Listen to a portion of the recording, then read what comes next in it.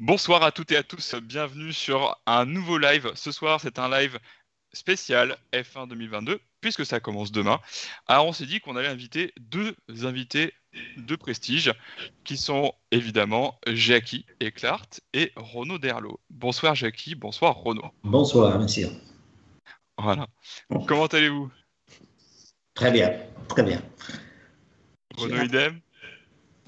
Ça va pas mal, ça va pas mal. Ouais, ça va pas mal. Bon, alors évidemment, ce soir, il y a aussi une autre personne que vous connaissez déjà, évidemment, parce qu'il fait partie de l'aventure, notamment en endurance, c'est Alban. Bonsoir Alban. Salut Willy, bonsoir à tous. Voilà. Donc évidemment, ce soir, on a un programme qui va reparler donc de pas mal de ce qu'on a pu voir, pas mal de choses qu'on a pu voir en essai, notamment des aspects globaux des monoplaces. Et on va reparler aussi des enjeux vis-à-vis de la nouvelle saison, que ça fait partie des aspects qui vont évidemment pouvoir être débattus ou du moins évoqués ce soir. Évidemment, on vous conseille de rediscuter dans le chat parce que ça, on relaye selon vos questions, donc n'hésitez pas. Alban, on attaque? Bien sûr, Allez. bien sûr, bien sûr. Donc, Eh ben, à tout l'honneur, maestro. eh bien justement, donc concernant les essais, alors ça c'est quelque chose qui va être évidemment, je vais poser d'abord la question à Jackie, puis après Renaud tu pourras répondre aussi. Alors, est-ce que on a une écurie qui peut être sortie du lot finalement vis-à-vis de ces essais quand on... Est-ce qu'il y en a une qui aurait des atouts particuliers face à ce qu'on a vu vis-à-vis des essais entre Barcelone et Bahreïn? Écoute, enfin, tout le monde le sait, c'est très difficile de juger la performance des voitures en regardant simplement le tableau des meilleurs chronos, parce que tout le monde a des programmes un peu différents. Et comme on sait, par exemple, à Barcelone, 10 kilos d'essence, ça vaut 4 dixièmes au tour. Donc, si on roule avec 30 kilos d'essence en plus, on a une seconde de moins vite. Et donc, c'est clair que les grosses équipes, ils cachent un tout petit peu leur jeu, ça c'est clair. Mais mine de rien, quand on regarde bien ce qui se passe, on voit quand même certaines tendances. De mon avis, je pense que Red Bull est une des meilleures équipes, certainement. Je pense que même Ferrari, dans les longs runs, ils sont à 2-3 dixièmes de Red Bull, mais pas plus que ça, donc c'est pas très mal, pas trop mal quand même. Mercedes, je pense qu'ils sont un tout petit peu à la traîne quand même. On voit aussi, quand j'ai vu certaines vidéos, que la voiture est très nerveuse à conduire. Donc, c'est pas si beau que dans le passé, quoi. Donc, je pense, allez, si je dois donner quelque part, c'est risqué de le dire, mais enfin, je pense que c'est plutôt un Red Bull, peut-être deux Ferrari, trois Mercedes, et après, c'est très, très, très, très proche, hein, parce que même une équipe comme Haas a fait des progrès, Alpine a fait des progrès, Alfa Romeo a fait des progrès, AlphaTauri sont pas mal non plus. Donc, je pense que le midfield sera encore beaucoup plus serré que dans le passé. Même Williams a fait un bon avant aussi.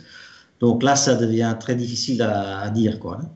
Mais je pense quand même que, même si je suis sûr que Mercedes a caché son jeu, je ne pense pas qu'ils sont au niveau de Red Bull, voire même ni de Ferrari. Ok, bah écoute, merci Jackie. Et toi Renaud, est-ce que tu aurais des petites choses que tu aurais remarquées toi aussi? Est-ce qu'il y a une écurie qui t'a... que Je t'as dirais vu? qu'il faut, comme souvent, il faut être assez prudent. Il faut quand même se souvenir de 2009 avec un changement majeur de réglementation qui a fait ressortir Braun GP d'un coup. Et aujourd'hui, évidemment, les moyens sont différents. À l'époque de Braun GP, il y avait quand même beaucoup moins de monde dans les équipes. Là, les équipes, ils sont à plus de, les grands teams à plus de 1000 personnes, 1200 personnes. Ils ont le temps d'anticiper un peu les nouveaux règlements. Mais on voit quand même que Mercedes est venu à Barcelone avec une option 1, à Bahreïn avec une option 2, rigoureusement opposée. Jackie, il est ingénieur, il sait la différence de. Ça veut dire que les équipes en interne, depuis un an, travaillent sur deux options. C'est quand même assez important de le signaler.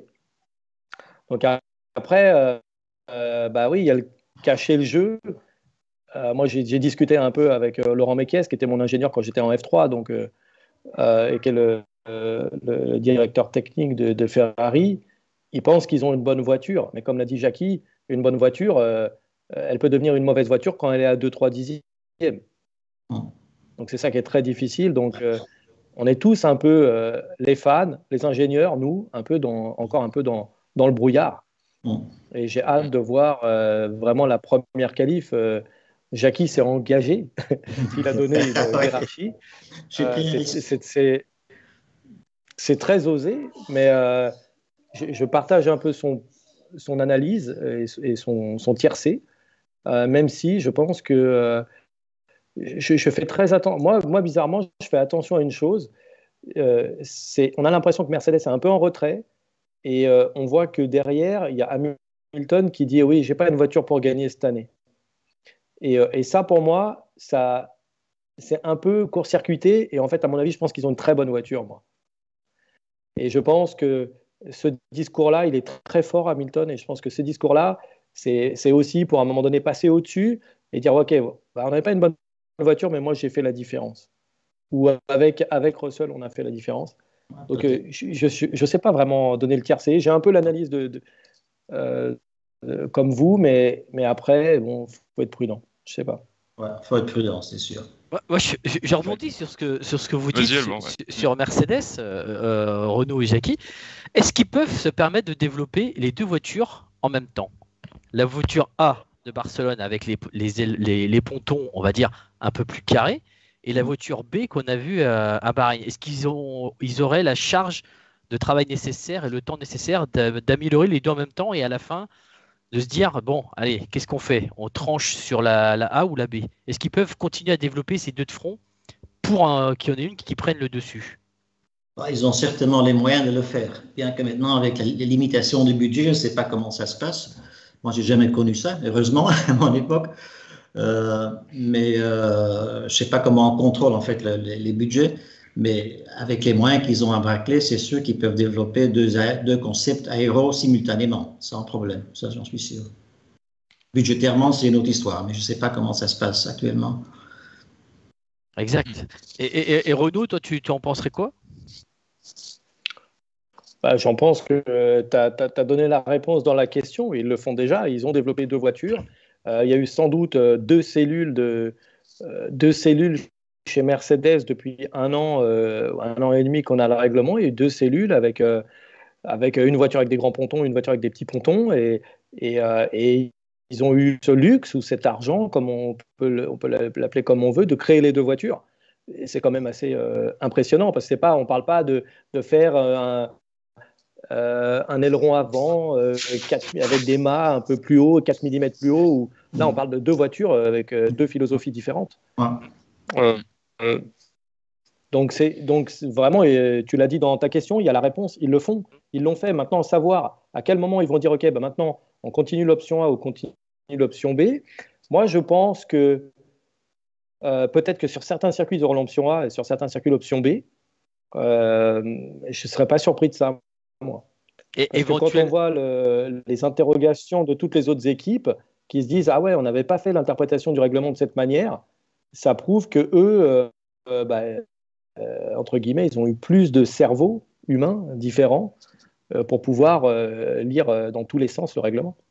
Et est-ce qu'on pourrait voir une voiture avec Hamilton version A et une voiture version B avec Russell courir en même temps? Je pense pas. Non, ça, je ne le pense pas, moi. Ouais. Ce serait trop osé de leur part? Non, je ne le pense pas et je pense... là, tu poses une sale question. Je pense que le règlement ne le permettrait pas. D'avoir les deux monoplaces complètement radicalement opposés? Ouais, je pense. Ouais, non, je pense que c'est pas possible. C'est à vérifier. Merci pour ta question. On te remercie. On prend note et en avant. Après, vous avez abordé Ferrari. Cette année, moi, j'ai ressort le spectre de Ferrari sur ces 4 dernières saisons qui étaient devenus les champions du monde des essais libres. Et après, arrivé en course, rideau total, plus rien. Est-ce que vous pensez qu'ils ont fait sciemment des meilleurs temps pour développer un petit peu plus avant les autres, ou les autres ont vraiment ralenti, caché le jeu, et il n'y a que Ferrari qui a sorti la grosse artillerie? Moi, sincèrement, je pense que même Ferrari n'a pas roulé avec l'essence qualif. Eux aussi, ils ont fait des tours légers, c'est sûr, mais légers, je pense, c'est toujours 30 kilos. Hein. Tandis qu'en qualif, ils vont rouler avec 10 kilos. Quoi. Donc, si on dit 20 kilos, c'est encore 8 dixièmes, hein, en fait, hein, qu'ils ont, je pense. Sincèrement, je pense pas qu'ils... je pense aussi, Jackie, il faut se replonger dans le mois de mai 2021, c'est quand même la première équipe de premier plan qui a dit ok, la voiture elle est mal construite et maintenant on travaille sur la 2022. Et je pense que la première équipe probablement à travailler sur ce nouveau règlement concrètement, c'est probablement Ferrari. Donc aujourd'hui, elle est déjà vite. Je partage l'avis de Jackie, elle roule pas avec 10 kg d'essence, ça c'est évident. J'en ai eu la confirmation. Donc, ils ont tous quelque chose en réserve. À savoir, est-ce qu'ils ont en réserve 20 kg, 30 kg, 40 kg? Ils ne nous le diront pas, même si Laurent, c'est mon ingénieur quand j'étais en F3. Il ne va pas me le dire. Et puis, même s'il me le disait, je ne le dirais pas. Mais, bien sûr. Donc, tout ça pour dire qu'ils ont tous de la marge. Maintenant, ce qu'on ne connaît pas, c'est l'épaisseur de gras qu'ils ont tous. Voilà, exactement. On ne la connaît pas. Mais par contre, quand on regarde dans le passé, il faut se souvenir que Ferrari, c'est les premiers à avoir dit ok, la voiture, elle est pourrie, la 2021, elle n'est pas bonne. Les pilotes, ils feront ce qu'ils peuvent. On arrête le développement de cette voiture, on bosse sur l'autre. Et si on se souvient bien, si on reprend tous les Grands Prix de 2021, c'est les premiers à l'avoir dit. Et justement, voilà, elle est peut-être bonne. Justement, tout à fait. Willy, juste après, je te laisse reprendre la main. Jackie, à ton époque, Jackie, est-ce que vous, quand vous faisiez ces essais, vous le faisiez de manière régulière en disant, voilà, on va faire des tests avec la vélocité, l'aérodynamique, des tests moteurs, et de manière à avoir un package complet, et à la fin, vous faites claquer un chrono. Est-ce que vous faisiez ça ou alors c'était tout sur tout en même temps? On roulait quasiment jamais en version qualif en essai hivernal, jamais. Jamais. Mais ce qu'on faisait pour être sûr quand même de où on en était, c'est par exemple, on faisait un tour en pneu neuf avec l'essence qualif, mais on faisait un secteur 1 et 2 rapide et le troisième, le pilote levait le pied. Et après, avec un deuxième train de pneu neuf et l'essence qualif, il faisait par exemple le premier chrono lent, le premier secteur lent, et deuxième et troisième étaient à fond. Et alors, en mettant les deux tours partiels complets sur un tour, on savait où on était, quoi. Ça, oui, ça on faisait. C'est assez malin. Fallait faire une addition. Donc. Ouais. Ça. Et du coup, on peut transposer encore ces méthodes-là à l'heure actuelle? Oui, c'est faisable, c'est sûr. Mais bon, c'est clair aussi que comme tous les autres équipes ont aussi les temps des partiels, les autres équipes, bah, ils peuvent aussi constituer ton temps de qualif réel, en fait. Donc, il faut faire un peu attention quand même. Mais non, mais ça se faisait, ouais. Mais c'est rare en essais hivernaux de vraiment rouler avec l'essence qualif. Ouais. Normalement, on ne fait pas ça. Tenez, messieurs, il y a une question dans le chat de Manuel Henriet. Quel est l'intérêt de cacher son jeu, étant donné que les écuries se donnent toujours à fond? C'est Renaud ou Jackie, comme vous deux, hein, vous pouvez avoir les deux analystes. Que Renaud, t'as roulé, toi? Pourquoi cacher son jeu? C'est en fait parce que, supposons qu'on a vraiment une très très bonne voiture, ben, on va inquiéter les autres, ils vont encore travailler plus fort pour développer la voiture encore plus, quoi. Donc c'est mieux de leur laisser penser qu'ils sont dans le coup, en fait qu'ils ne sont pas, et après, premier Grand Prix, le qualif, c'est la douche froide, quoi. C'est une question de un peu de pas trop motiver la concurrence, quoi, à développer. Et Renaud, toi, quand pilote, et Renaud, quand tu étais pilote, que tu savais que tu avais une bonne voiture, on te disait lève un peu le pied, garde-en pour plus tard. Non, mais nous, on avait, à mon époque en F3, on avait un mode, on avait un switch sur le volant qui nous donnait quelque chose comme 10% de puissance en plus. Donc le moteur faisait 220 chevaux, donc on avait pour deux tours 230 chevaux avec un moteur 2 litres, ce qui était bien, 2 litres atmosphériques. Et en fait, où nous on jouait beaucoup, c'est qu'il y avait vraiment l'essence du commerce et de l'essence de compétition, avec un octane qui était différent et donc une combustion et une performance qui était différente. Et moi, je disais toujours à mon ingénieur, je dis, tu mets l'essence du commerce, hein. Tu mets l'essence, la bonne essence, tu me la mettras à la première qualif, mais tout l'hiver. Et on savait qu'on avait 3 dixièmes dans la poche, tu vois, gratuit. Donc on savait que tout le monde ne mettait pas d'essence pour faire le chrono en essai privé. Mais volontairement, moi, je me disais, voilà, si je suis au niveau des autres, en n'ayant pas mis la cartographie moteur et en n'ayant pas mis l'essence de course, je savais que j'avais un petit 4 dixièmes dans ma poche gratuit. Mais ça, c'est après, c'était à une époque où les pilotes avaient un input bien plus important qu'aujourd'hui. Aujourd'hui, le pilote, on lui demande pas, même à Hamilton, on lui dit pas, on t'a mis 30 kilos, 20 kilos, on lui dit, mais on lui demande pas son avis. C'est-à-dire qu'il y a une telle protection industrielle dans la technologie, dans beaucoup de choses, qu'en fait, le pilote, on lui demande de conduire à fond. Par contre, on va le dégrader et l'écurie, elle, va se protéger et va se garder 3, 4, 5 dixièmes. Elle est capable de le simuler. C'est un beau petit jeu de poker menteur, quoi. Ouais, mais c'est tous les sports de haut niveau, c'est un poker menteur. Ça fait partie du truc. Justement, du coup, on a évoqué un petit peu, grâce à vous, une première partie de ce qu'on souhaitait aussi évoquer ce soir. C'est l'aspect global des monoplaces. Donc, évidemment, Alban, si tu veux, tu peux poser la question. Sinon, comme tu veux. Mais vis-à-vis donc des monoplaces cette année, est-ce qu'on peut estimer que c'est une révolution? Bah déjà, il faut dire qu'on a quand même des pneus en 18 pouces. Ça change aussi la garde au sol. Et ensuite, on a quasi les ailerons qui ont changé à l'avant et à l'arrière. Et voilà, donc du coup, il y a d'autres pièces qu'on n'a peut-être pas vues en visu de nous. Et je pense que peut-être ça va se développer au fur et à mesure. Mais vous, messieurs, par rapport à ce qu'on a connu aux saisons précédentes, est-ce que vous pensez que ces évolutions apportées vont avoir un gain sur la rapidité de la voiture, sur le fait que on a enlevé pas mal d'aéros, qu'on revient sur des basiques? Est-ce que ça peut, cette révolution technique, elle peut faire oublier les saisons précédentes? Bon, écoute, le changement du règlement technique est fait ainsi que, en fait, il y a plus d'appui créé maintenant par le fond plat qui n'est plus un fond plat. Le dessous des pontons sont courbés, comme à l'époque, fin des années 70, début 80, où on avait les voitures à effet de sol. Donc, c'est un peu ce principe-là. Et donc, parce que, disons qu'une voiture de F1, comme c'était jusqu'à l'année passée, on peut dire en gros, mais c'est vraiment en gros, je ne connais pas les chiffres, un tiers de l'appui vient de l'aileron avant, un tiers de l'aileron arrière et un tiers du fond plat, avec le diffuseur bien sûr. Tandis que maintenant, c'est plutôt 2 tiers de l'appui qui vient du dessous de la voiture, du fond plat qui n'est plus un fond plat mais qui est courbé, et un tiers des 2 ailerons, quoi.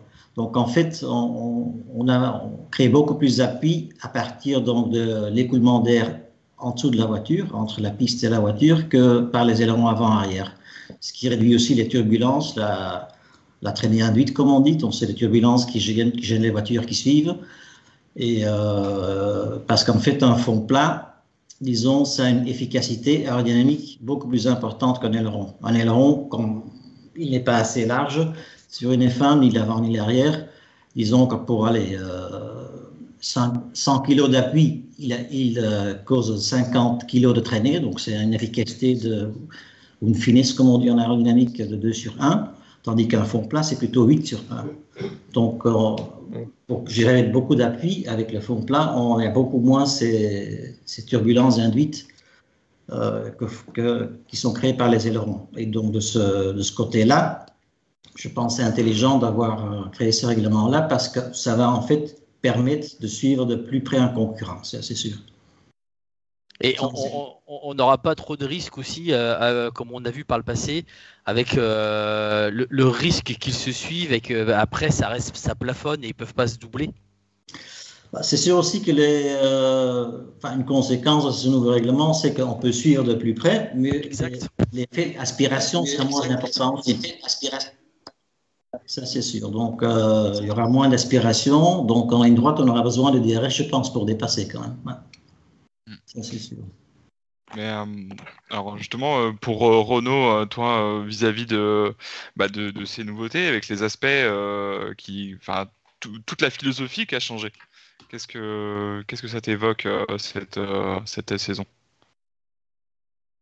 Non, ce qu'il faut dire, c'est que déjà la première idée de FIA et de FOM, c'est de ramener du spectacle et du dépassement et pas uniquement grâce au DRS. Donc, ils ont repensé un peu leur copie, même si en fait on revient à des solutions techniques qu'on a déjà utilisées par le passé. Il n'y a rien de révolutionnaire.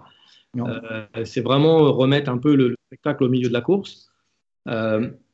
Maintenant, ouais, on va créer de l'aéro par le fond plat, mais on a déjà vu certaines limites. Je pense qu'on a prévu d'en parler après. Et la combinaison du fond plat plus les grandes roues, ça cause certains problèmes techniques à certaines écuries. Et donc aujourd'hui, on se rend compte quand même que ils ont fait le choix d'accepter ce problème technique, parce que en fait la solution pour qu'ils aient plus le problème, c'est de remonter la voiture. Et demain, tu remontes la voiture, tu vas être mieux dans la ligne droite, tu auras plus ce phénomène de pompage, c'est évident, mais au point de corde, tu auras X km/h moins vite, parce que tu auras moins d'effet de sol. Donc c'est comme toujours dans le sport auto, c'est un compromis. Tu veux être vite à Monza, il faut que tu enlèves les ailerons. Tu veux freiner tard à Monza, il faut que tu mettes des ailerons et tu n'arrives plus à aller vite. Et c'est comme d'habitude, cette espèce de compromis. Et on va voir, c'est ça qui est, en tout cas, moi, ce que je trouve bien dans ce nouveau règlement, c'est que ça va être propice à l'interprétation des uns et des autres. Tu vois, pour trouver le meilleur compromis. Et le meilleur compromis à Monza, évidemment, ne sera pas celui d'Abu Dhabi et ne sera pas celui de Monaco. Mais c'est assez intéressant. Moi, je trouve que c'est une année assez passionnante qui arrive. Globalement, si on analyse ce que vous dites, c'est une bonne redistribution des cartes sur le papier. Il ne reste plus qu'à voir en piste, en course. Ouais, il faut voir que ça donne en course en fait. Mais bon, je pense que le principe de la FIA, c'est bien ce qu'ils ont fait, mais sauf l'augmentation du poids des voitures, ça j'aime pas trop. Mais parce que en fait maintenant, comme les voitures sont aujourd'hui avec l'augmentation du poids, ça veut dire que dans les virages lents où l'aéro est pas prépondérante, les voitures sont moins vite, ça c'est sûr. Mais dans les virages rapides, je pense avec l'effet de sol qui aura un appui plus important que dans le passé, ils seront plus rapides dans les virages rapides, mais moins vite dans les lents. Donc on verra ce que ça donne au temps autour, mais je pense sur certains circuits avec beaucoup de virages lents, comme peut-être à Monaco, qui ne seront pas aussi vite que l'année passée. Enfin, tout dépend aussi du développement des pneus. Il n'y a pas que l'aéro qui compte. Il y a les pneumatiques, il y a plein de choses, la puissance du moteur. Donc, faut voir, quoi. Et vu qu'on est un peu dans la technique, ces pneumatiques 18 pouces, vous en pensez quoi, messieurs? Ouais, écoute, moi je pense que c'est aussi une évolution logique de rouler avec des pneus de taille basse. On roule avec ça sur la route aussi, pourquoi pas en course.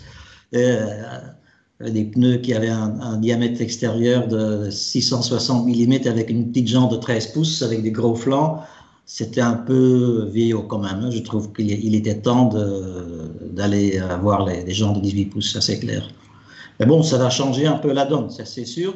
Mais je pense qu'avec des flancs plus bas, le manufacturier de pneumatiques, il peut faire des pneus qui sont moins prônes à la dégradation. Donc ils peuvent être plus endurants, plus constants sur une course, ce qui est une bonne chose aussi, je pense.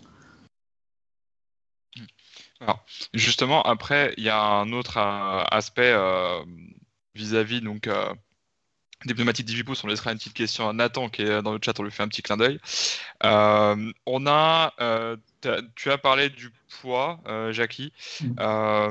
Est-ce que les ingénieurs cette année auraient l'occasion d'y pallier réellement?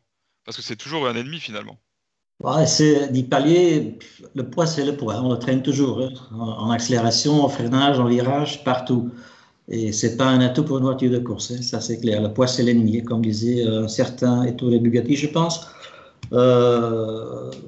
c'est un peu dommage quelque part parce que quand moi je débutais en F1 il y a 25-30 ans, on avait des voitures qui pesaient même pas 600 kilos avec pilote inclus. On avait 30 à 40 kilos de ballast dans la voiture et aujourd'hui on est à 200 kilos de plus quand même.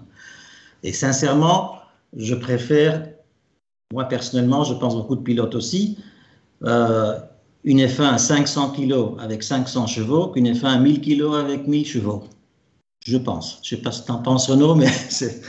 Oui, non, mais à piloter, ça doit être mieux quand même. Hein. Je suis 100%, tu sais, je suis 100% d'accord avec ça. Le problème malheureusement, n'est pas là. C'est que la FIA a fait un énorme travail. On peut toujours juger de son travail, mais l'argument, c'était que c'était la sécurité pour les pilotes. Et qu'aujourd'hui, demain, vous savez, je vous ai proposé de faire parler un de mes petits jeunes qui est en F4. Là, la nouvelle F4 génération 2 qui vient de sortir, elle avait avec un halo, c'est une camionnette à conduire. Et comme on l'a toujours pas reçu la voiture, j'ai dit écoute, j'ai une Formule Renault 2013, je vais t'emmener rouler 2 jours à Manicourt. Il m'a dit Renault, je veux plus faire de F4. J'ai dit mais tu veux pas rouler dans une Formule Renault 2013 elle a 10 ans la voiture. Il me dit oui, mais à conduire, c'est tellement léger, tellement kiffant. Donc ça, malheureusement, on a pris cet angle, Jackie, tu as vu, de la sécurité, le halo, aux États-Unis, dans l'aéroscreen. Bon, on ne peut pas tout avoir, encore une fois. Les pilotes, ils ont milité pendant des années pour la sécurité. La FIA ne les a pas entendus. Au bout d'un moment, ils ont dit OK, bon, maintenant, il y a quand même trop de morts, trop d'accidents graves. On va vous entendre, on va renforcer les coques au niveau du pilote, au niveau des jambes. Il faut quand même se souvenir que des fois, on tapait de 3/4 dans un mur, on ouvrait la coque en deux. En 2007, tu étais encore en poste, Jackie. On a vu Kubica ouvrir la coque en deux. On a vu la voiture posée sur le côté avec limite, on savait qu'il chaussait du 42, le mec. C'est vrai. Non, mais c'est sûr. Ça, on a franchi cette étape-là. Ouais. Et c'est le poids, malheureusement. Mais moi, je suis comme toi, je suis nostalgique de ces voitures qui étaient légères, qui glissaient. Aujourd'hui, c'est comme ça. Et on ne peut pas tout avoir, encore une fois. On ne peut pas aussi taper à 300 de face et que la coque, elle n'a rien. Et dire, ouais, elle fait 500 ou 600 ou 700 kilos la voiture. Voilà. Non, c'est sûr. Malheureusement. Il y a la sécurité, certes, et c'est une très bonne chose, parce qu'à l'époque, c'est vrai que c'était un peu dangereux quand même. Moi, je me rappelle les premières coques en carbone, une coque, ça pesait 31-32 kilos. Aujourd'hui, une coque en carbone nue, elle pèse presque 60 kilos. Et c'est bien ça, pour la sécurité, certainement. Mais bon, on a pris aussi un gros... Je te donne juste un chiffre, Jackie, toi qui es ingénieur. La F4, elle fait 100, donc c'est une petite voiture. C'est la première discipline, enfin le premier step voilà, quand tu sors du kart. Ça fait 160 chevaux. L'année dernière, elle faisait 180 chevaux. L'année dernière, elle faisait aussi 180 chevaux. Et là, on a rajouté un halo, qui fait 50 kilos. Avec la même puissance. Donc imagine, et les gamins ils vont moins vite, et évidemment ils trouvent ça moins bien. Voilà, donc on fait avec. On a franchi, on est dans cette génération de la sécurité, il faut l'accepter. Non, c'est sûr, la sécurité, j'accepte certainement. Bon, mais on a pris beaucoup de poids aussi en 2014 avec les moteurs hybrides aussi, parce qu'il fallait rajouter la batterie et tout ça, et donc ça a aussi augmenté le poids vachement. Mais bon, d'autre côté, il fallait aussi aller direction hybride, parce qu'on ne peut pas demander aux constructeurs automobiles d'investir des centaines de millions dans des moteurs qui, en fait, n'ont plus rien à voir avec les moteurs de série, quoi. Ça, je comprends pleinement.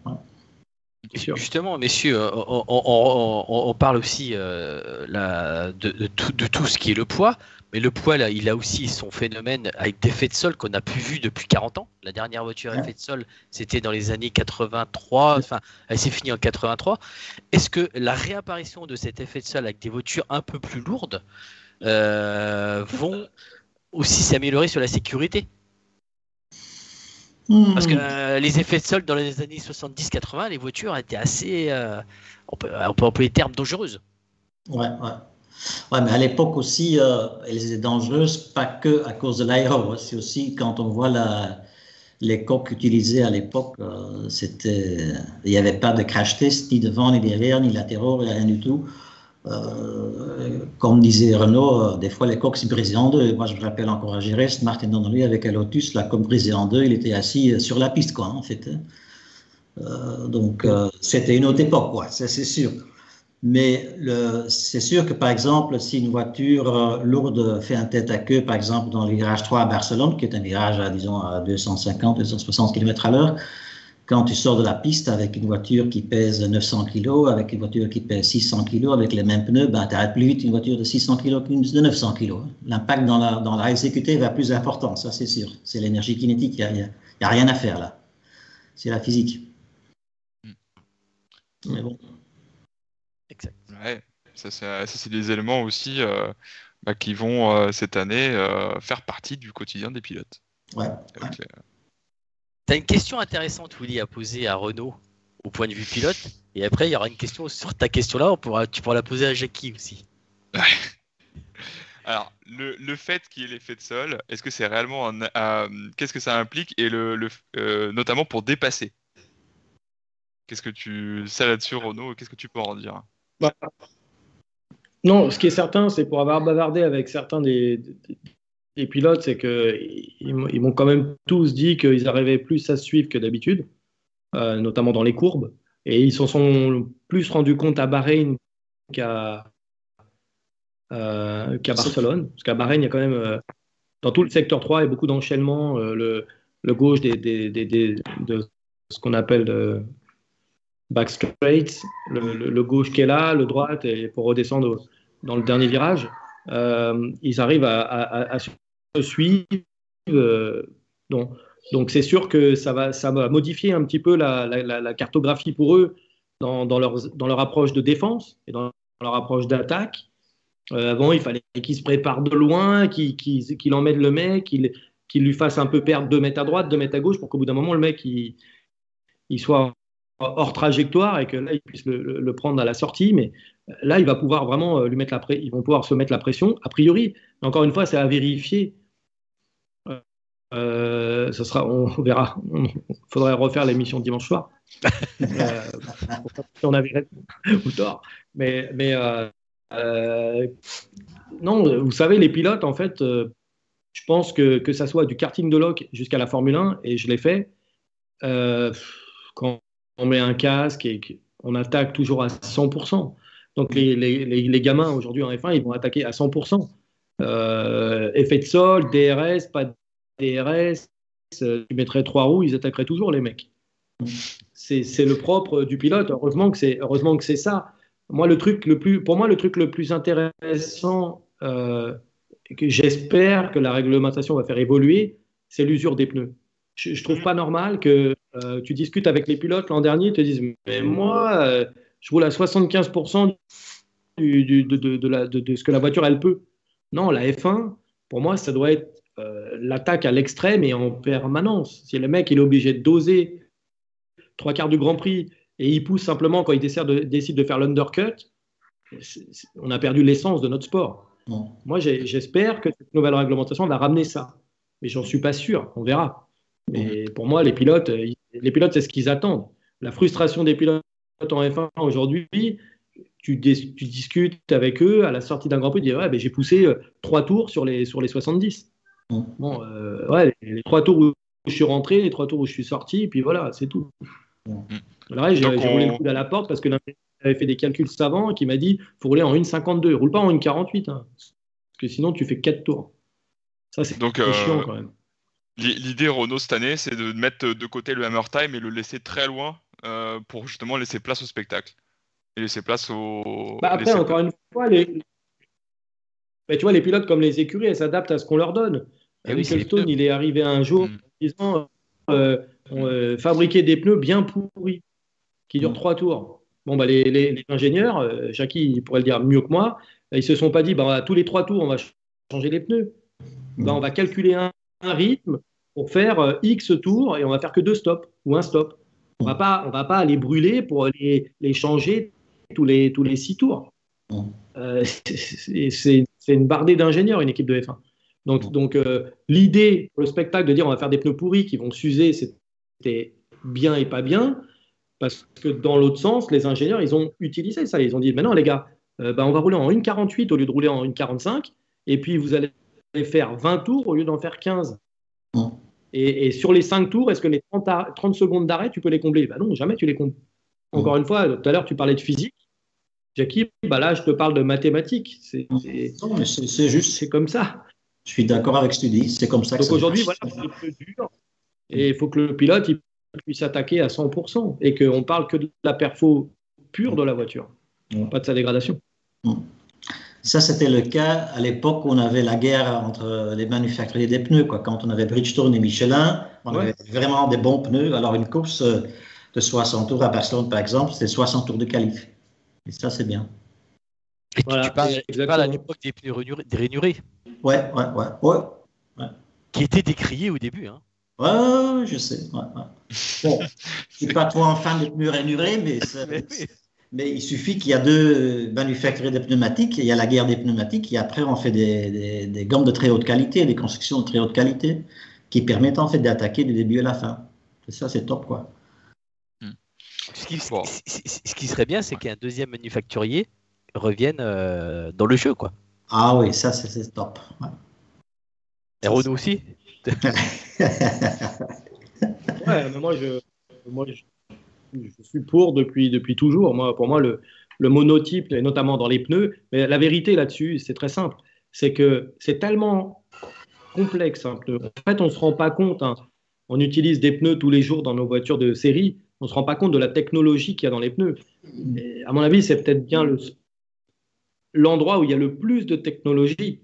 C'est le pneu. Et aujourd'hui, la complexité, c'est qu'en face de ça, comment tu peux créer un règlement pour contrôler les pneus avec une FIA qui est, par moment, techniquement peut être dépassée. La preuve, c'est que même les gens de la FIA ont dit « Ah ouais, mais merde, putain, ah ouais, on a écrit un règlement et puis en fait, les mecs, ils n'ont pas mis de ponton et en fait, on peut ne pas mettre de ponton dans le règlement qu'on a écrit. » Ils n'avaient même pas interprété leur propre règlement qu'ils avaient écrit, ils n'avaient même pas interprété qu'on pouvait faire une voiture sans ponton. Donc, imagine dans les pneus, quand tu sais comment c'est fait un pneu, que c'est quand même de la chimie. Il y a certes une architecture, mais derrière, il y a de la chimie. C'est trop complexe. Donc, eux, ils se sont enlevés un problème. Ils ont dit, OK, c'est tout pour tout le monde les mêmes pneus. Comme ça, il n'y a plus de conversation. Alors, justement, messieurs... Excuse-moi, Renaud, vas-y. Excuse-moi. Vas-y. Justement, je disais que... Vas-y, je me tais. C'est qu'on a un petit décalage, vous inquiétez pas. Vas-y, Renaud. Un décalage. Ouais. Mais toi, t'es toujours en retard. Et voilà. Non, je disais simplement qu'il y a les belles années de la F1, il y a quand même eu souvent 2, 3 manufacturiers en même temps. Et... Un vrai combat. Alors justement, on est sur les pneus. Je vais ouvrir une petite fenêtre. De ce qu'on a vu sur ces 2 séances d'essai, est-ce qu'on peut dire que le pneu 2022, comparé aux années précédentes, est un peu mieux? Est-ce qu'on peut se dire, oui, ils ont un peu mieux travaillé ou peut mieux faire? Ça reste à confirmer quand on aura vu les Grands Prix. Mais d'après les impressions que j'ai, il y a moins de dégradation. Et donc, les pilotes auront probablement la possibilité de pousser plus fort pendant la course et pas aménager leurs pneus comme c'était le cas dans le passé, où c'était un peu, comme dit Renaud, je suis entièrement d'accord, des fois un peu ridicule, quoi. S'il faut rouler 2 secondes au-dessous de la possibilité de la voiture pour aménager ses pneus, c'est pas vraiment de la F1, quoi.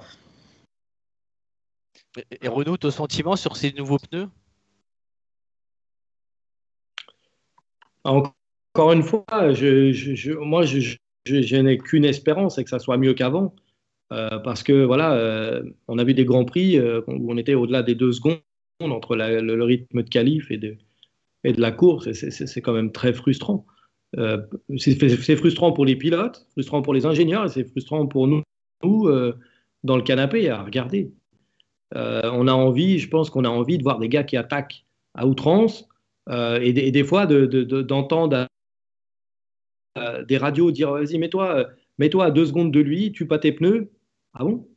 Bon, ok. Et on essaiera de lui faire le undercut plus tard. Ça, il le coupe, mais je veux dire, on a tous dans la tête, je pense que tout ce qui nous a animés, que ça soit un Jackie pour devenir ingénieur, moi ou vous, sur la partie journalisme, ou les fans, on aime les bagarres avant tout. On aime les caisses qui se touchent. Et pourquoi on en ressort, Arnoux, Villeneuve, à toutes les sauces et tous les ans et tous les 6 mois? C'est parce qu'il y avait ça, quoi. Et donc aujourd'hui, voilà, moi j'espère que ce nouveau pneu et cette nouvelle réglementation, on va dire la réglementation en général, les pneus, la voiture, les ailerons, ça va nous ramener un peu ce spectacle qui nous a fait rêver il y a quelques années. Alors, justement, il y a tout un ensemble, et il y en a un autre qui est arrivé avec cet ensemble qui, malheureusement, pourrait être un problème. Alors, évidemment, il faut modérer avec ce qu'on va voir lors des premières courses. On a aperçu un effet qui s'appelle le porpoising en anglais et le marsouinage en français. Est-ce que vous pouvez nous expliquer un peu qu'est-ce que c'est finalement? Comment ça se génère ce problème? C'est une question pour un ingénieur, ça. Mais après, on veut l'avis du pilote parce qu'il a dû avoir. Ah bah oui, quand même. C'est un phénomène connu en fait. On l'a eu dans le passé, je pense aussi en F1, mais il y a très longtemps, à l'époque de voitures d'effet de sol. Mais on l'a vu encore récemment avec des voitures qui en fait créent beaucoup d'appui du dessous de la voiture. Donc les groupes C à l'époque, les Proto du Mans, même les DTM. Ils ont ça. Et en fait, c'est relativement simple à expliquer. C'est en fait quand la voiture accélère, la vitesse augmente donc par rapport à l'air. Donc l'appui augmente aussi au carré de la vitesse. Donc ça veut dire que par exemple à 300 km/h, une voiture n'a pas 3 fois plus d'appui qu'à 100 km/h, mais 9 fois plus d'appui. Donc 3 multiplié par 3, 3 au carré. Donc en fait, avec cet appui qui croît donc en fonction du carré de la vitesse, la charge aéro écrase les suspensions et les pneus de la voiture, et donc la voiture se rapproche de la piste. Il y a un bruit là. Enfin, ouais. J'attends un peu. Ouais. On t'entend, ne t'inquiète pas, c'est juste Fabrice. Fabrice, si tu peux, excusez-nous, et ouais, si tu peux, pour ton micro. Ouais, peut-être pas nous entendre. Hein. Ouais. Alors, je vous demande 2 petites secondes. Ouais. Excusez-nous. Alors, vas-y, hein, si tu veux, Jacques, tu peux poursuivre, il n'y a pas de souci. Ouais. Et donc, en fait, avec donc, la vitesse de la voiture qui augmente, l'appui aéro écrase les ressorts, les suspensions et donc les pneumatiques. La voiture se rapproche du sol. Et donc, l'air qui, en fait, entre en dessous de la voiture, elle a donc une vitesse relative par rapport au-dessous de la voiture, mais elle est accélérée, elle a aussi une vitesse relative par rapport à la piste, même s'il n'y a pas de vent, hein, parce que l'air est accéléré. Et donc, en fait, des deux côtés, du côté de la piste, on a ce qu'on appelle, dû au frottement de l'air avec la piste, une couche limite qui devient de plus en plus épaisse. Côté voiture, il y a aussi une couche limite qui devient de plus en plus épaisse, et quand les deux se touchent, on crée un certain bourrage. Donc, en fait, il n'y a pas plus assez de place pour laisser passer l'air.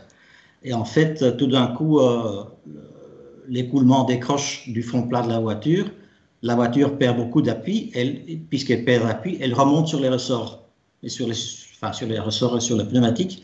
Après, l'écoulement se raccroche, recrée de nouveau l'appui, elle descend, elle monte et descend, elle monte et descend. C'est un phénomène assez connu, physiquement facile à expliquer, quoi.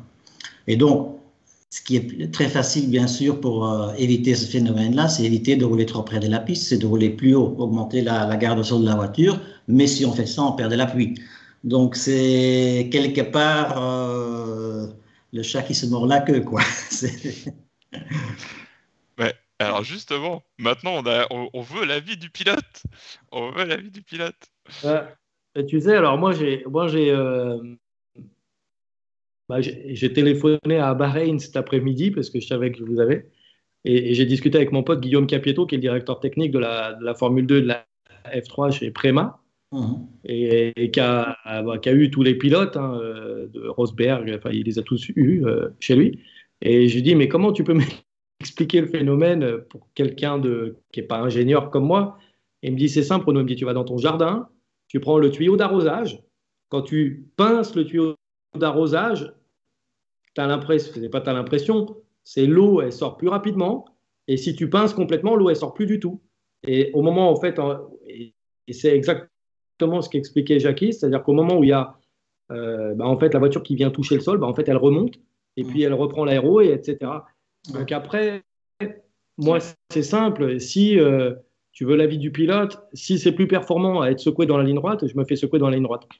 Voilà. Et je pense que ce sera le choix de tous les pilotes parce que, évidemment, la solution très simple, c'est de monter la hauteur de caisse avant-arrière pour anticiper être à la limite justement de ce bourrage dont parlait Jackie. Mais forcément, ce que tu vas gagner en confort, parce qu'on va appeler ça du confort, tu vas le gagner en confort, mais tu vas le perdre en perfo au point de corde. Et je pense que les pilotes, s'ils veulent faire du confort, ils se mettent à l'arrière, ils prennent un chauffeur et ils prennent une Mercedes 600, ils se mettent à l'arrière. Ouais. Mais les pilotes, si pense les top drivers, ils veulent la perfo pure. Et souvent, d'ailleurs, on entend des pilotes dire « Ouais, la voiture, elle n'est pas confort, mais elle est rapide comme ça, donc je prends celle-là. » Je ne veux pas aller vers une voiture confortable, je vais aller vers une voiture qui performe. Donc, je pense que le choix des pilotes va être rapide. Si par exemple le phénomène se produit à partir de, allez, disons, 280 km/h, mais les virages sont plus rapides, il y a 250, on s'en fout, hein, c'est qu'en ligne droite. C'est peut-être juste un tout peu difficile pour le moment de freinage, quoi, mais bon, et dès qu'on freine, la voiture remonte. C'est le cas, de toute façon, on le voit. Hein. On voit bien que c'est le cas, c'est que ça commence, le phénomène, il apparaît quand on se souvient de Barcelone, ils ont un peu réduit le problème maintenant, mais à Barcelone, on voit bien que c'était à 350 mètres, 400 mètres du virage, donc ils ont 200 mètres à faire comme ça, ou 250 mètres, mais ils ont un tel gain dans les courbes qu'ils ne sont pas idiots, ils veulent le gain dans les courbes. On n'a pas vu dans les courbes les voitures comme ça, donc ils prennent le truc comme il est. Voilà. Et Renault, certainement que tu as dû avoir des pilotes qui les ont testés. Ça les gêne en ligne droite un petit peu, mais est-ce que ça va pas atterrer aussi leur concentration et aussi un peu les fatiguer un peu plus? Non, je dirais que l'interrogation aujourd'hui, tu sais, l'interrogation aujourd'hui pour les pilotes, elle n'est pas à ce niveau-là, elle est plus dans la bagarre. Parce que si la voiture elle commence à rebondir et que tu dois aller défendre ou aller attaquer, déboîter, c'est là où peut y avoir un problème. Et c'est d'ailleurs là où je pense que peut-être la FIA peut dire ok les gars, maintenant on met une hauteur de caisse mini et on passera une cale sous les voitures. Pour moi aujourd'hui, le seul point que d'ailleurs peu de personnes soulèvent, pour moi, c'est celui-là. C'est-à-dire qu'aujourd'hui, on a vu des voitures qui ne se doublaient pas, qui suivaient. Donc, bon, la voiture, elle fait ça dans la ligne droite, ok. On se dit, bon, il n'y a pas de problème. Mais quand le mec, il va être à Barcelone, dans le pare-choc de l'autre, et qu'il va falloir qu'il déboîte et que la voiture, elle est en résonance, c'est là, moi, j'ai un peu peur. Exactement. Quand on voit des actions où les voitures sont bien plaquées au sol et on les voit se déboîter, il faut imaginer la même action avec la voiture qui est en fréquence de résonance. Est-ce qu'on ne va pas avoir des surprises? Voilà. Moi, la crainte, pour moi, elle est là aujourd'hui. Les premiers tours, j'ai cette crainte-là pour le dépassement. Exactement, parce que les premiers tours, c'est là qu'ils sont tous regroupés dans les deux, trois premiers tours.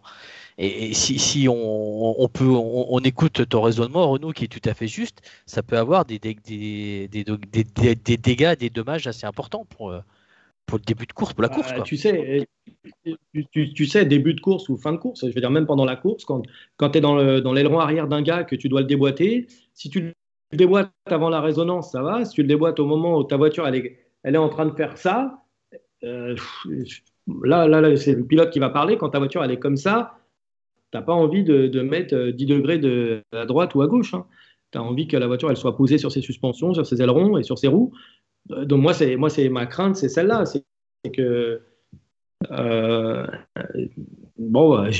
n'espère pas avoir une voiture partir en marche arrière parce qu'elle a déboîté quelqu'un, mais tu sais, moi j'ai fait les 24 heures du Mans par exemple. Aux 24 heures du Mans, je me souviens, les team managers que j'avais eu avant dans les junior series, ils me disaient, tu sais Renaud, quand tu vas arriver derrière un gars, quand tu déboîtes, il me disait, tu coupes la route d'un coup.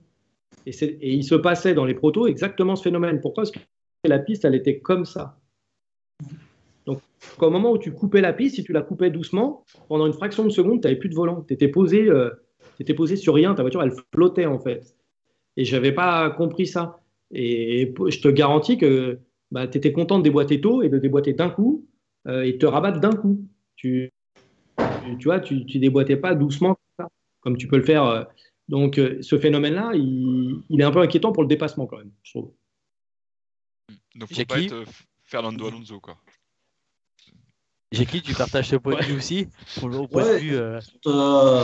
mais je dis, bon, c'est pas un nouveau phénomène. On l'a connu déjà dans les sports auto et dans les voitures DTM, mais dans les F1 à l'époque aussi. Bon, c'est pour ça qu'au début, les voitures F1 sont en F1, ils avaient des jupes coulissantes latérales. En fait, alors, on pouvait rouler plus haut parce que l'étanchéité était faite par les jupes, quoi. Donc là, mais bon, on va pas recommencer avec les jupes coulissantes parce que c'était dangereux aussi. Mais bon. Pour conclure je pense, ça peut être, mais je pense plus inconfortable que dangereux, sincèrement. Juste pour conclure sur ce sujet, Jackie, est-ce que les écuries vont pouvoir le gommer, ce problème ou ce désagrément? Est-ce qu'ils peuvent le résoudre, tu penses? Oui, le résoudre.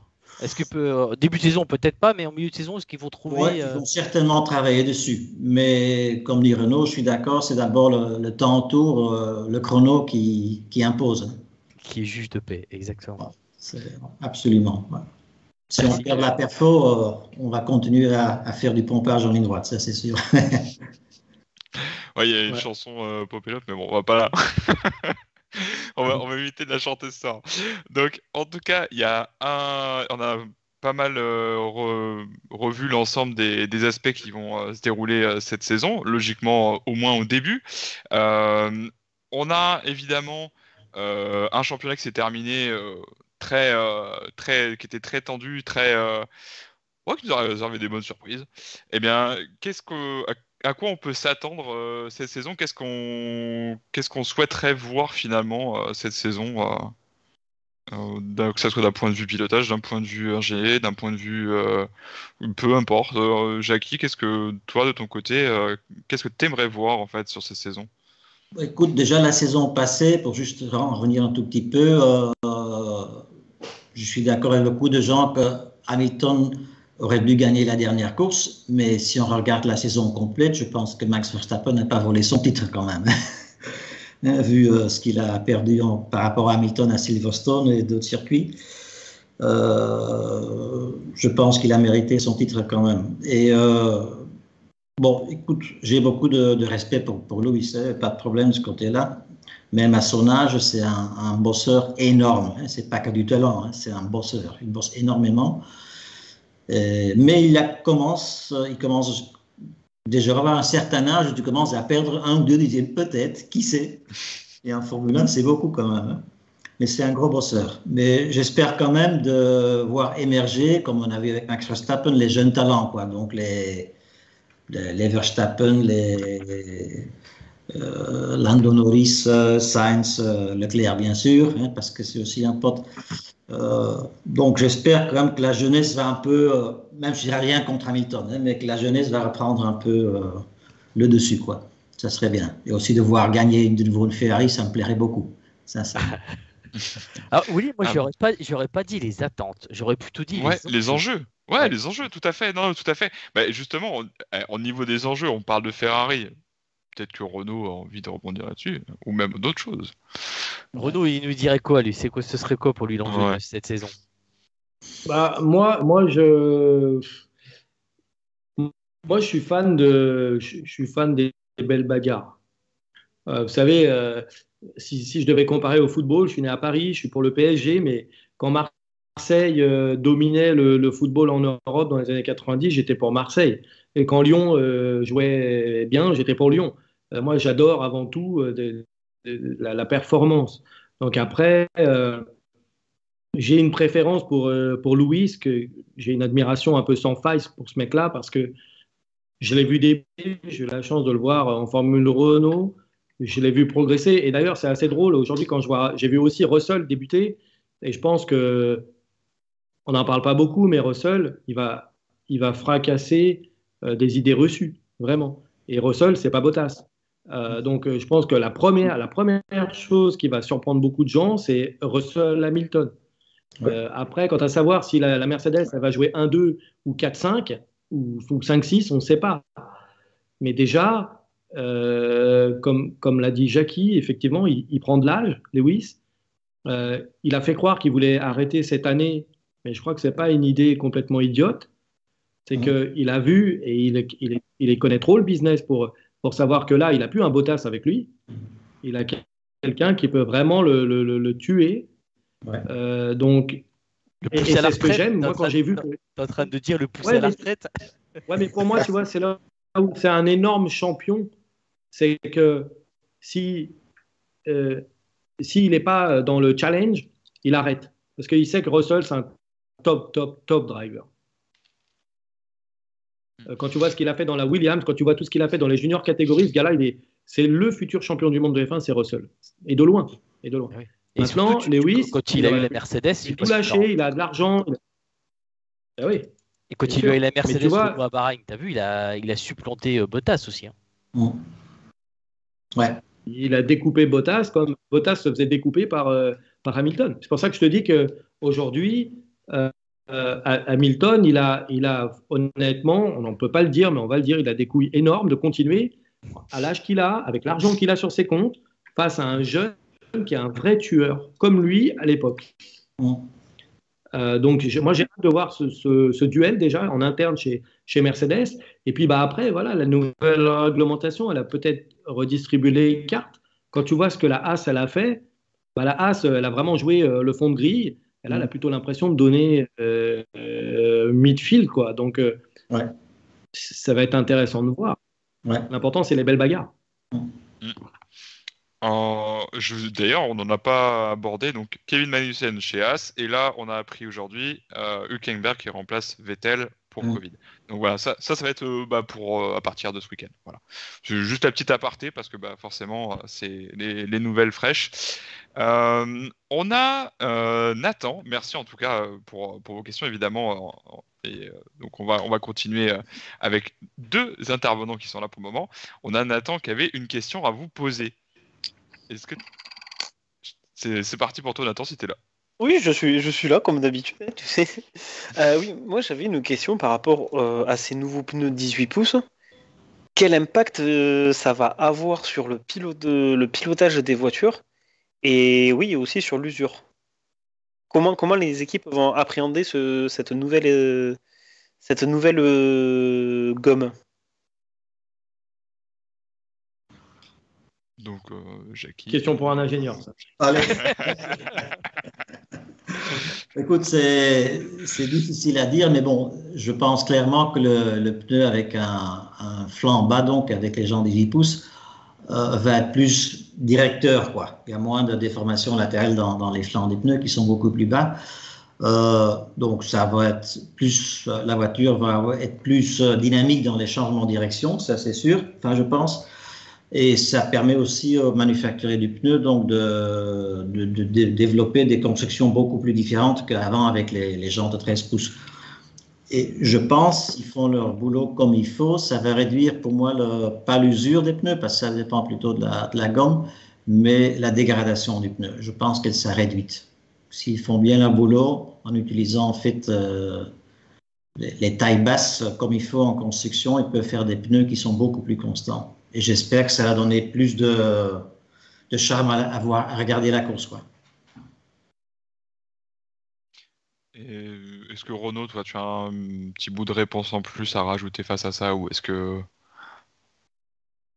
Non, je pense un peu comme Jackie. Ils sont en pleine étude de ces nouveaux pneus.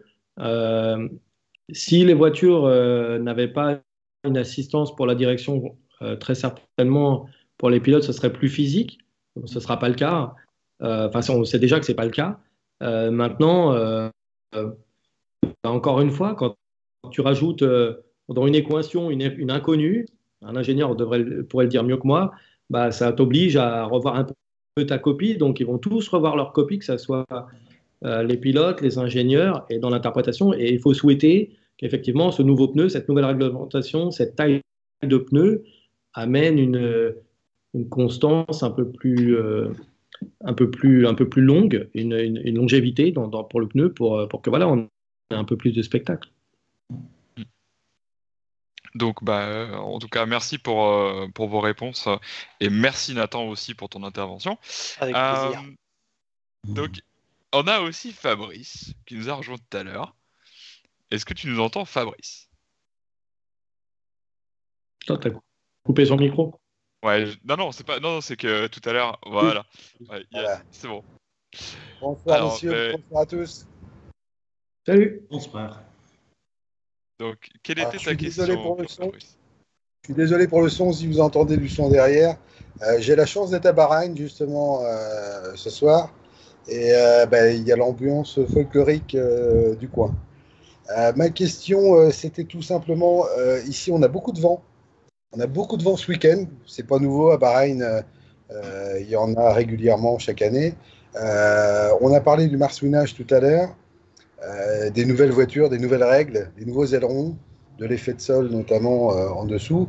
À votre avis, quel est l'impact que peut avoir le vent sur le comportement des voitures? On a vu par exemple, je ne sais plus quel pilote a dit cette semaine que les voitures avaient été très sensibles, beaucoup plus sensibles qu'avant au vent.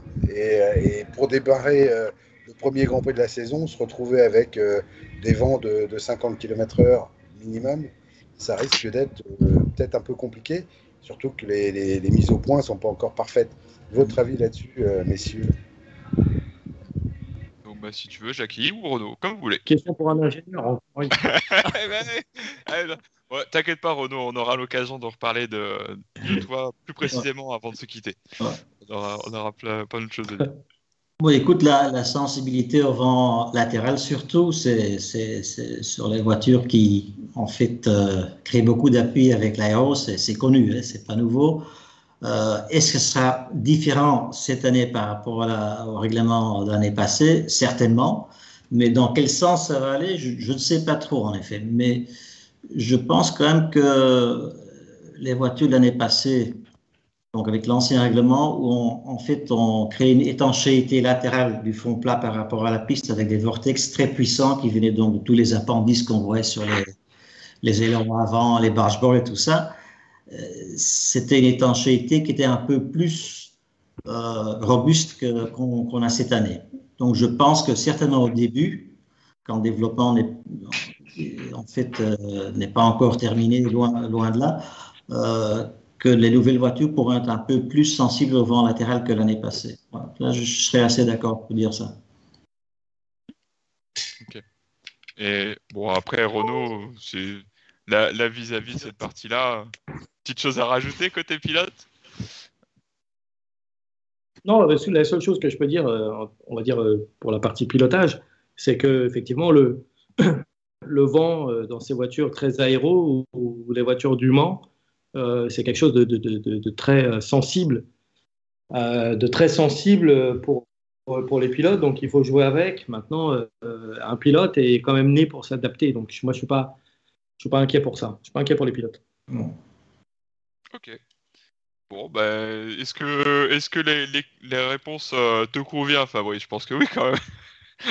Oui, mais il y a quand même une part d'inconnu avec ces nouveaux profilages d'ailerons, avec le poids qui a changé. Les repères sont plus les mêmes. Alors effectivement, comme Renault, je fais confiance aux pilotes pour s'adapter, mais ils vont peut-être demain avoir quelques difficultés de réglage, notamment par rapport au marsouinage aussi, parce que on parle beaucoup de ces rebonds et de l'air qui s'infiltre en dessous. On a aussi vu, un peu moins aujourd'hui, mais plus hier, ici, beaucoup de vent de sable qui volent, des tempêtes de sable qui peuvent aussi aller obstruer des pontons ou gêner encore un peu plus les freins, notamment de la McLaren ou de la Williams qui ont déjà quelques soucis. Ça peut avoir peut-être une incidence aussi, notamment sur le nombre d'abandons, peut-être dimanche, ou sur le comportement de certaines voitures, sans aller jusqu'à parler d'abandon. Ça qui peut-être. Ouais, ça, on aura l'occasion de voir durant le Grand Prix. Bon, en tout cas, merci Fabrice. De toute façon, on aura l'occasion de voir durant le Grand Prix, d'en reparler durant la saison 6, que ce ne sera pas le seul circuit qui va poser des soucis, parce qu'il n'y aura pas que du sable, il n'y aura pas que du vent. Évidemment, il peut y avoir simplement la pluie ou d'autres événements climatiques. On ne sait pas. Ça sera. On aura l'occasion. Ouais, la pluie, bon, pas à Bahreïn, mais voilà, d'autres circuits. On aura d'autres circuits, on aura l'occasion de reparler des événements climatiques. Tu rigoles, Willy, mais 2 semaines avant le début des essais hivernaux, il a plu à Bahreïn. Hein. Oui, bon, l'exception qui confirme la règle, bah voilà. On a eu 3 gouttes cet après-midi. 3 gouttes. Bon. En tout cas, merci Fabrice, et on aura l'occasion, donc je tiens juste à faire cette aparté-là pour le groupe, si tu le souhaites, de repartager des vidéos et des photos, si tu en as l'occasion. Voilà. Parce qu'évidemment, sur place, c'est quand même assez intéressant. Donc, j'avais une question. Alors, Enzo n'a pas pu se libérer pour venir, mais j'en avais une qui était très très bien. Enzo Peugeot, donc tu connais bien, Renaud. Freiner en triangle, c'est-à-dire freiner à fond puis relâcher, a-t-il un impact sur le comportement des nouvelles monoplaces, notamment côté performance? Non. Bon, voilà. Non, non, tu sais, là. Non, tu sais, dans le pilotage, j'ai souvent eu l'occasion d'en parler avec certains de mes pilotes. Il y a très peu, il y a de très rares cas de réglementation où il a fallu conduire différemment. Tu as eu un cas très précis et très récent qui était les échappements soufflés. Les échappements soufflés, il fallait mettre en fait toujours 10-15% d'accélérateur pour en fait souffler dans ton fond plat pour créer de l'effet de sol. Donc on apprend au pilote d'attendre le point de corde pour accélérer. Là, on disait au pilote, dès que tu lâchais le frein, tu mettais 15% de gaz pour avoir de l'effet de sol au point de corde. Mais c'est des cas, c'est des anecdotes dans l'histoire de la F1. Quand tu regardes les vieilles caméras embarquées, depuis qu'il y a des caméras embarquées, on va dire fin des années 80 à aujourd'hui, les pilotes ils rentrent avec de l'élan, ils rentrent le pied sur le frein, ils font pivoter leur voiture, et puis quand ça s'aligne vers la sortie, ils mettent à fond. Bon, il y a eu cette petite parenthèse là avec, je ne sais pas si vous vous souvenez, on avait un truc sur le gant, on bloquait la trappe dans la coque. Après, il y avait la McLaren, elle l'avait dans la jambe. Bon, il y a eu un peu toutes ces solutions un petit peu exotiques. Ça s'est vite arrêté parce que c'était un peu le bazar. Ils ont supprimé tous ces trucs-là qui, là, pour le coup, donnaient tes styles de pilotage, te demandaient des choses que tu travaillais que ici. Mais aujourd'hui, ils conduisent. Moi, je suis chez moi, mais à mon bureau, j'ai des piles et des piles et des piles de data de F1 récentes où on voit toujours ces mêmes techniques de triangle de freinage. On prend les freins et on dégraisse et voilà, et on va jusqu'au point de corde faire pivoter la voiture. On le voit, voilà, maintenant c'est comme ça, toujours comme ça. Ouais, ça faisait partie des questions d'Enzo, du coup. C'est pour ça. Après, évidemment, on a d'autres petites choses qu'Alban va se faire le plaisir de poser. On peut le dire. Juste une petite anecdote sur ça. Un jour, je mets un pilote dans un simulateur et je le vois accélérer 30 mètres avant les cordes partout. J'arrête. J'étais avec Olivier Panis, que tu connais, Jackie. Et Olivier m'a donné ce pilote-là. Il m'avait dit on prend ce pilote-là pour l'année prochaine dans notre team de LMP2.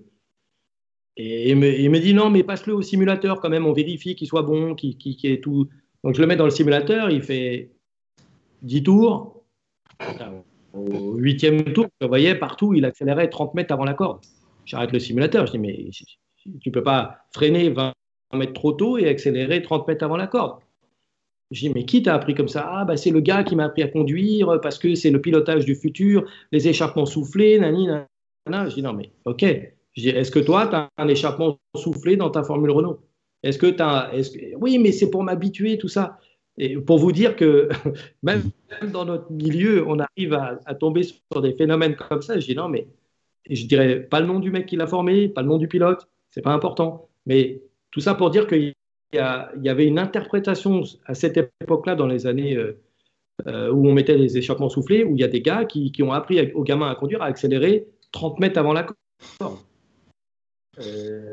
Et ça, tu parlais de physique tout à l'heure, Jackie. Quand on accélère, on lève l'avant de la voiture et on soulage l'essieu avant. C'est de la physique, il n'y a rien à comprendre. Donc si ta voiture n'a pas tourné avant d'avoir le point le plus aigu du virage, Si tu as levé l'avant de ta voiture, faut pas t'étonner si tu es comme ça en train de 3 tours de volant. Et c'est une anecdote. Voilà, c'était juste la petite anecdote assez drôle que je viens de me rappeler. Bon, on va parler de trucs assez drôles. Je vais vous demander vos pronostics. Là, ça fait mal. Allez, on va dire le podium, messieurs. Le podium de Bahreïn. Ouais. Oh là là. Ouais. Vous avez Alors, le droit des jokers, moi, je dirais Mazepin, Vettel, Ricardo. Non, Ricardo roule. Donc, là, tu prends un risque. Attention. C'est pour ça qu'il aura la victoire sur tapis vert. Référence à la Aston Martin, le vert. Ouais. Moi, honnêtement, elle est marrante ta question. Je m'en doutais. Et depuis le début de l'après-midi, je dis qu'est-ce que je vais répondre à celle-là. Le pronostic. Non, mais parce que c'est super difficile. Il y a ce que tu as envie de voir. Et puis, il y a un peu le reflet de ce que tu as vu dans les tests. Alors, qu'est-ce que tu aurais envie de voir, toi, ton envie, ce serait qui? Moi, ma plus grosse envie, elle n'est pas où vous le pensez. Ma plus grosse envie, c'est de voir Russell Hamilton. Dès les premières courses, déjà Non, je veux savoir. Je veux savoir, en fait. Moi, je pense que Russell est extraordinaire. Et je pense que Hamilton, c'est sans doute le plus grand pilote de tous les temps. De toute façon, aujourd'hui, les chiffres parlent pour lui. Mais au-delà de ça, dans son attitude, dans le fait de rester tout ça, j'ai une admiration. Je ne sais pas si je suis objectif ou pas, mais en tout cas, j'ai une admiration pour ce gars-là. Donc, j'ai hâte de voir ça, en fait, moi. Le reste, c'est difficile de faire un pronostic. Mais bon, j'aimerais avoir une Mercedes devant. Je ne suis pas un fan de Verstappen. J'aime pas l'homme, en fait. J'ai une admiration pour le pilote, mais j'aime pas vraiment l'homme. Puis je l'ai rencontré, comme j'ai rencontré Hamilton, je les ai plus ou moins tous rencontrés. Il y a des gens qui sont sympas, d'autres qui ne le sont pas. Voilà. Naturellement, j'aime bien les gens agréables. C'est comme Carlos Sainz, je le connais très bien. Je connais Charles, évidemment, mais je connais Carlos. C'est un mec que j'adore, mais c'est un mec qui n'a pas une super pub pour nous en France. Parce que pour nous, il est contre Leclerc. Et nous, on pense tous que Leclerc, il est français, mais il n'est pas français. Mais bon, il est français de cœur, on va dire. Bien sûr. Voilà. Mais donc, pour nous, Sainz, c'est un sale con, alors que c'est un mec vraiment super agréable à vivre. Il était rapide l'année dernière, il nous a surpris. Et voilà, malheureusement, je pense qu'il a même surpris Charles. Exact. Ok, donc voilà, pour toi, t'aimerais une Merco, ensuite Verstappen, et le troisième. Non, j'aimerais une Merco, une Ferrari. Une Merco, une Ferrari. Red Bull. Merco, une Ferrari. Et si Red Bull n'est pas sur le podium, ça me va. D'accord. Il faut trouver une écurie pour remplacer, du coup. Tu prends qui? Il faut un troisième. Ou l'Alpine avec Esteban ou l'AlphaTauri avec Pierre. C'est deux gamins qui sont incroyables et ils mériteraient d'être dans des grandes équipes. On n'est pas à l'abri de surprise, hein. On en avait bien vu l'année dernière encore. Et toi, Jackie? Parce que là, on t'a laissé réfléchir. Allez, Jackie. Ouais. Enfin, je veux dire, bon, Arnaud, j'ai aussi une petite histoire sur Hamilton. C'est la saison où il débutait en F1, on avait les essais hivernaux aussi à Bahreïn à cette époque-là. Même 2 semaines de suite, je pense, avec un intervalle de 4 ou 5 jours. Et donc, c'était lui qui était choisi, parce que c'était entre lui et Gary Paffett, je pense. Et Ron Dennis avait choisi Hamilton.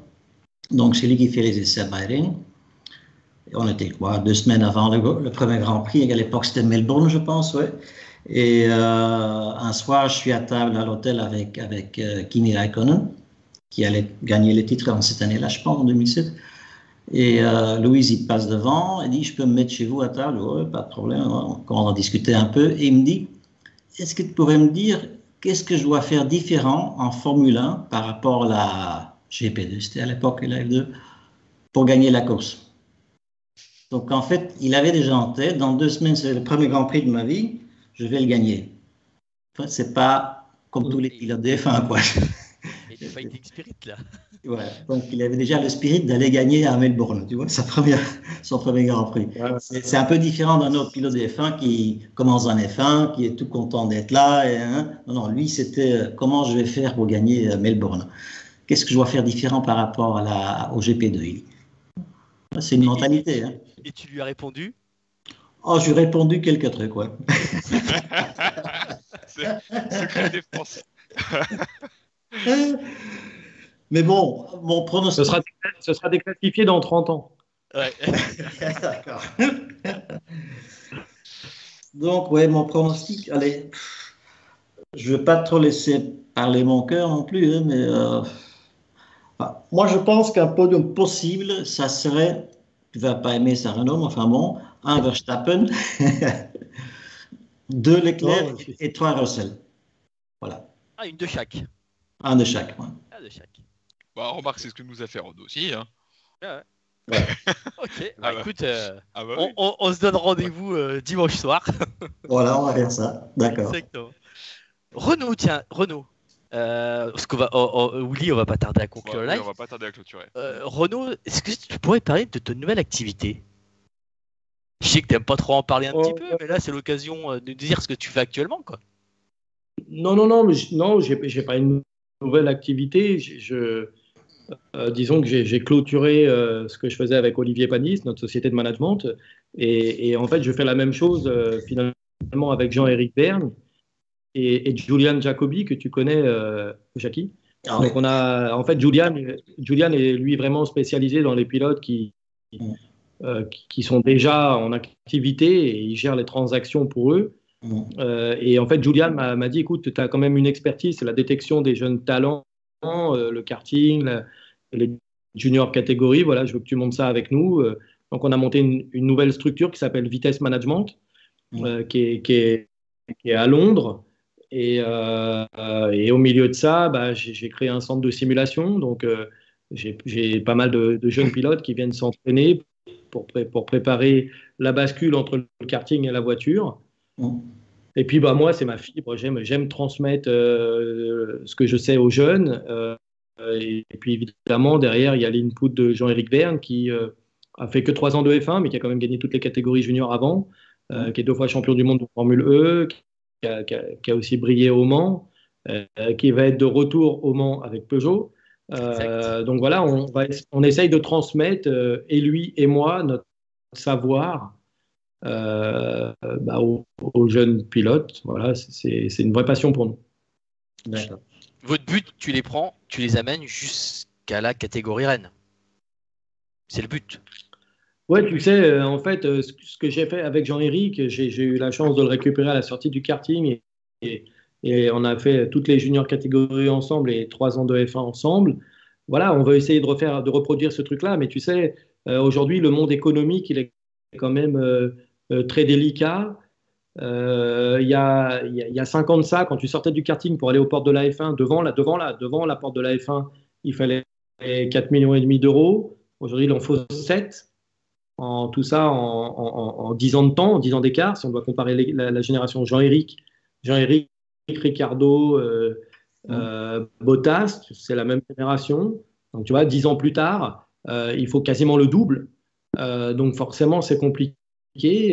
C'est plus compliqué parce que le talent ne suffit plus. Il faut le talent, c'est évident, mais il faut aussi beaucoup d'argent. Et donc il faut ou le support d'une grande académie. Red Bull en fait partie, Mercedes, Alpine, ils ont leurs académies, Ferrari évidemment, ou il faut qu'ils soient vraiment richissimes, de famille, ou voilà, c'est pas facile. Donc nous on essaye de résoudre cette équation en permanence avec Jean-Éric et Julian. On fait de notre mieux, voilà. Très bien, merci Renaud. Donc ton Vitesse Management, s'il y a des petits jeunes qui regardent le live, n'hésitez pas à aller faire un petit tour sur le site internet de Renaud, Vitesse Management. Et il y a tes coordonnées sur le site, Renaud, il y a tout. Il y a tout. Donc voilà. De toute façon, au besoin, Renaud, tu nous dis, et puis nous, on recommunique évidemment dans le descriptif de la vidéo pour ceux que ça intéresse. On fera un copie de sa page qu'on mettra sur le site. Et Jackie, qu'est-ce qu'il fait, Jackie, actuellement? Il est en retraite, c'est ça? Non? Je suis en retraite, moi, je fais pas grand-chose. Donc, voilà. Bon, en fait, je suis à la retraite en fait, mais c'est sûr que bon, je fais un peu de consulting pour la hypercar là, de mon ami Collis, mais c'est plus pour m'occuper quoi, en fait, et un peu l'aider parce qu'il a une jeune équipe d'ingénieurs, des types assez bons, je pense, mais bon, ils sont un peu jeunes, ils manquent un peu d'expérience, et donc c'est pour ça que chaque semaine, je suis une réunion d'engineering sur Skype avec eux, et j'essaie d'éviter les conneries s'il y en a, quoi, ou de donner quelques avis, quelques conseils, quoi. Et donc, je pense que la voiture, elle va être prête d'ici un mois ou deux, je pense, et puis on va commencer à faire quelques essais, je suppose, au Ricard, au Monza et tout ça. Et donc, je vais suivre ça, juste par intérêt pour m'occuper un peu, pour ouais, pas perdre le contact complètement. C'est sûr. Merci beaucoup, Jagui. Ouais. Bah, justement, je profite donc de ton remerciement, Alban, pour remercier évidemment Renaud, remercier Jackie, te remercier aussi Alban, remercier dans le chat pour et puis Nathan et Fabrice évidemment pour leur intervention. C'était super chouette ce soir. On s'est vraiment régalé. On a cette tradition. On va la poursuivre ce soir. On vous laisse le mot de la fin, Renaud et Jackie. Attends, oui, juste 2 secondes. Oui, Renaud, Alban. Oui. Renaud, C8 vont diffuser encore des grands prix. On va te voir, on va t'entendre officier aux commentaires. Ouais, en théorie, c'est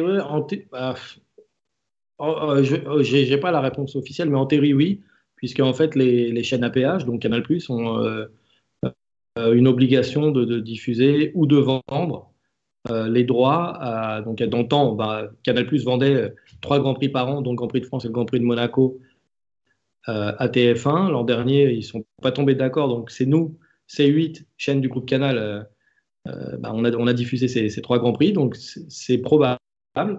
Moi, j'espère qu'ils ne tomberont pas d'accord avec TF1, comme ça me fera commenter 3 Grands Prix. Bon, j'espère qu'on aura l'occasion d'entendre tes commentaires avisés et éclairés. Donc, c'était génial, les 3 Grands Prix. Tu vois, il y a des canaux, j'ai regardé, toi. Il y a la F2 ce week-end et dimanche soir, il y a l'IndyCar aussi que je commente. Ah oui. Pour regarder. Et c'est où la IndyCar ce week-end? C'est l'Oval de Texas. Ah, l'Oval de Texas. Voilà, Texas, c'est un long oval, fast oval. Non, c'est petit ovale. C'est le petit ovale de Texas. Ouais, c'est pas un short, ce qu'ils appellent le mid oval. Donc c'est entre le short track et évidemment le grand. Ouais, entre les deux, mais c'est souvent une course assez sympa. Et là, Grosjean, il va faire son entrée en ovale, course ovale alors. Ouais, il en a fait une l'an passé. Il a terminé, il a fait l'avant-dernière ovale pour se tester. Ensuite, il a fait les tests à Indianapolis. Ouais. Et voilà, il a passé son permis Indianapolis. Et là, maintenant, il est engagé sur l'ensemble de la saison, et dont évidemment Indy 500. Mais Texas, c'est sympa. Il y a un peu de banking, et donc on peut avoir 3 lignes des fois. Ah ouais. Donc c'est une course sympa. Ouais. Donc Renaud, on te retrouve sur la F2. Ouais. Et on te retrouve vendredi sur la F2, et on te retrouve dimanche pour l'IndyCar. Voilà, exactement. Gros week-end. Et merci d'être présent avec nous ce soir, bien sûr. C'est un honneur que tu as fait. C'est un très grand privilège. Ça permet d'entamer la saison comme il se doit. Donc évidemment, on a parlé de la F2 que tu commentes, mais il y aura aussi de la F3 ce week-end. Donc là, c'est un week-end complet au niveau de Bahreïn. Là, cherchez pas, il n'y a plus de place. Voilà. Donc, on vous laisse conclure, Renaud et Jackie. En tout cas, un grand merci encore une fois. C'est super sympa et super agréable. Donc, j'espère qu'on aura l'occasion de renouveler l'expérience. Pourquoi pas d'ici la fin de saison aussi, pourquoi pas. Bon, écoute, moi j'ai hâte que la saison commence, c'est clair. Je pense tout le monde. Et sincèrement, pour ceux qui aiment notre sport, là, j'espère sincèrement que la saison sera aussi pétillante que celle de l'année passée, quoi. Peut-être avec un peu moins d'accidents quand même, parce que c'est pas... Et comme on a vu par exemple avec Verstappen, je vous l'ai dit, Silverstone, Hongrie avec Bottas et puis un pneu éclaté, c'est des choses qui perturbent le championnat, c'est un peu dommage, quoi. Ça j'espère pas trop voir, mais de belles bagarres en piste, ça vraiment, j'ai hâte à le voir. J'espère pour tout le monde que ça se fera. Et bonsoir. Moi aussi. Bon, eh ben, sur ce, passez une très très bonne soirée. Merci de nous avoir suivis et on se dit à très bientôt. À bientôt. Ciao, ciao. Salut. Salut. Salut.